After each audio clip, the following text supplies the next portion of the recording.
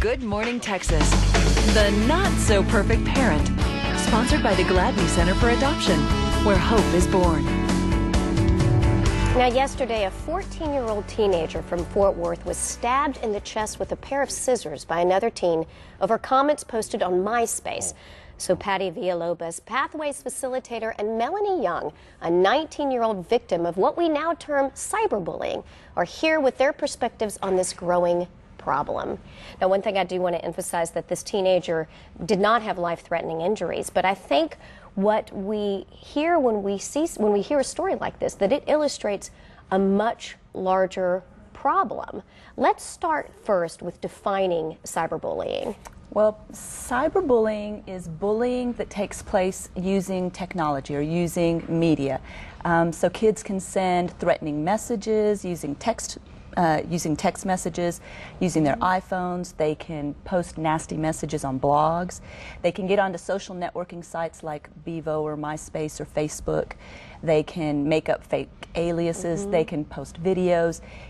It's taking bullying to just the nth level. Well, and I think when you're doing things via that kind of mechanism, you know, via text message or through the internet, you're able to be more reckless in your comments because it's not face-to-face. And so the epidemic spreads as a result. 1 in 3, one study indicated, 1 in 3 teenagers is a victim of this. It's almost as if it's anonymous because you can push a button and then all of a sudden it gets broadcast to hundreds or thousands of people.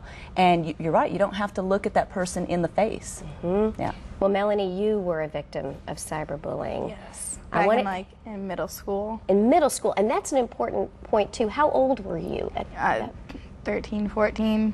How did that cyberbullying happen to you? Well, you know, they would take my pictures from my MySpace and put it on one that they made up and then talk to other people and say things that I wouldn't, you know, say to people. And then those people would get mad at me, and then, you know, I would go to school the next day and get, like, you know, rude comments made to me and, like, have no idea why. Wow. And then, you know, I'd eventually find out who it was and yell at them, and then we'd get in trouble for, you know, yelling in class. So we'd have to go to the counselor, and then the counselor would have to resolve everything, and then it ended up, like, parents being called and, you know, eventually getting resolved, but it was just, you know, unending drama. And well, and you bring up a good point that it escalates. I mean, once it starts with a message and then the other teen has a reaction, and then you wind up having some serious consequences like what we just described with the 14-year-old in Fort Worth. There are some things that parents can do, however, to alleviate this. Let's go through a few of those. Yeah, I think one of the first things is for parents to be aware. To be aware that this is an issue. It doesn't matter where your kids are going to school, what city or small town you live in.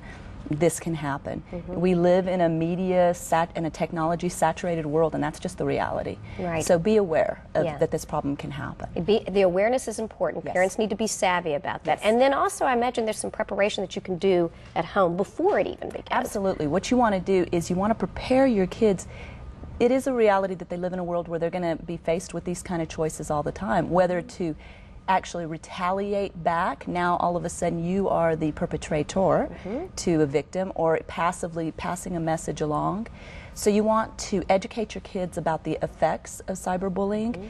Talk to them about how would it feel if a message about you got posted on the internet? How would it feel if you found out that friends were talking behind your back? What would be the consequences? Well, and educating not only your children, but also yourself, too. Absolutely. Because a lot of parents are not even aware of how damaging this type of bullying can have on a child, because the child might be uncomfortable even discussing it with mom and dad. Yeah, a lot of times I've had kids tell me that they will not tell their parents. Their parents are the last to know. They'll tell their friends. And the reason is because they don't trust that their parents are not going to overreact, or they don't feel like their parents get what it's like to be a 13-year-old girl or a 14-year-old boy. They don't understand. Well, Melanie, I know that a community of people helped. helped you. Pathways is another great resource to help so many other people. Thank you both for sharing today. This is a very, very important topic, for sure. Appreciate it.